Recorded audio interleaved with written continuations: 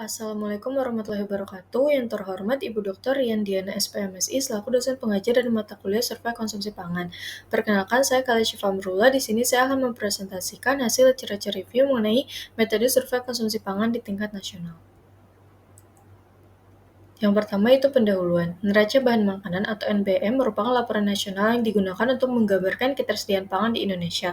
Metode yang digunakan adalah Food Balance Sheet atau FBS dari FAO yang menghitung supply utilization pangan untuk menghasilkan estimasi energi, protein, dan lemak per kapita per hari. Datanya bersumber dari BPS, Kementerian Teknis, Bulog, dan instansi terkait. NBM ini merupakan tabel yang menyajikan gambaran menyeluruh mengenai pengadaan atau supply,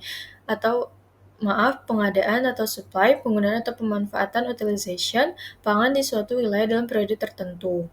Nah, NBM ini menggunakan neraca pangan 22 kolom yang memuat data produksi, impor, ekspor, perubahan stok, penggunaan pangan untuk pakan, bibit, industri, tercecer, dan konsumsi manusia.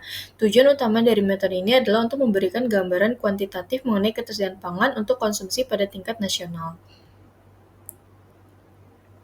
Nah, metode ini digunakan ketika dibutuhkan gambaran makro mengenai kondisi ketersediaan pangan, misalnya untuk perencanaan kebijakan pangan nasional, evaluasi ketahanan pangan dan kecukupan gizi, penelitian gizi masyarakat skala nasional, pemantauan perubahan ketersediaan pangan antar tahun. Nah, metode ini cocok untuk pemerintah, peneliti gizi, dan pihak perencana program pangan, namun tidak ditujukan untuk analisis konsumsi individu. Lalu untuk repetisi dan jumlah sampelnya, NBM ini dihitung setiap tahun untuk seluruh populasi Indonesia. Jumlah sampelnya ini mencakup seluruh penduduk Indonesia melalui penggunaan proyeksi penduduk BPS. Lalu untuk komoditas yang dianalisis ini mencapai sekitar 150 bahan pangan dari berbagai kelompok pangan. Lalu untuk kelebihan dan kekurangan dari NBM ini yaitu untuk kelebihannya memberikan gambaran menyeluruh supply utilization pangan nasional, dapat menghitung energi, protein, dan lemak per kapita per hari, menggunakan standar internasional FAO sehingga hasilnya dapat dibandingkan antar tahun dan antar negara. Lalu cakupan data luas dan rutin diterbitkan setiap tahun, lalu cocok untuk analisis ketahanan pangan dan ketersediaan zat gizi nasional. Untuk kekurangannya ini tidak mencerminkan konsumsi aktual individu atau rumah tangga, lalu banyak komponen memerlukan asumsi seperti konversi hasil olahan, waste, dan industri kecil.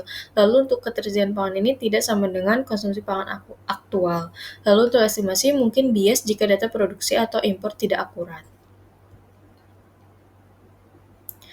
Lalu selanjutnya itu ada pengolahan data. Pengolahan data pada NBM ini seperti berikut, yaitu supply dihitung dari produksi kurang perubahan stok ditambah impor dikurang ekspor. Lalu untuk penggunaan ini mencakup pakan,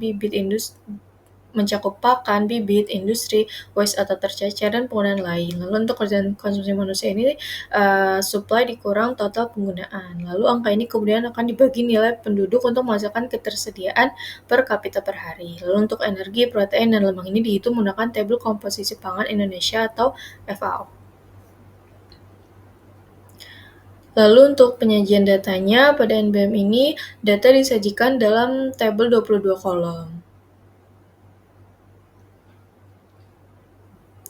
Lalu untuk validitas dan reliabilitas, untuk validitas metode ini tinggi untuk analisis makro ketersediaan pangan. Lalu untuk penggunaan standar FAO ini meningkatkan konsistensi dan reliabilitas. Namun metode ini tidak valid untuk analisis konsumsi individu atau rumah tangga karena tidak mengukur intake langsung. Lalu untuk reliabilitas metode ini dipengaruhi oleh kualitas data produksi, impor, ekspor, dan stok. Lalu untuk data sementara, misalnya tahun 2023 ini memiliki reliabilitas yang lebih rendah. Lalu selanjutnya itu untuk potensi bias dan cara menguranginya. Untuk potensi bias ini ada bias produksi, bias konversi, bias penggunaan tidak tercatat, dan bias estimasi waste yang sulit diukur secara pasti. Nah, untuk cara menguranginya yaitu dapat memperbarui faktor konversi melalui survei terkini, lalu mengintegrasikan data NBM dengan Sustainability konsumsi rumah tangga, lalu memperkuat pencatatan stok dan industri kecil, lalu melakukan survei waste nasional dan standarisasi data lintas kementerian. Selanjutnya itu untuk kesimpulan, NBM ini merupakan metode penting untuk menilai ketersediaan pangan nasional. Lalu metode ini sangat sesuai dengan analisis makro namun tidak dapat menggambarkan konsumsi aktual individu. Lalu untuk penguatan data dasar dan integrasi dengan survei konsumsi akan meningkatkan akurasi NBM sebagai dasar kebijakan ketahanan pangan dan gizi. Berikut adalah daftar pustaka yang digunakan. Sekian dari saya, kurang lebihnya mohon maaf. Terima kasih. Wassalamualaikum warahmatullahi wabarakatuh.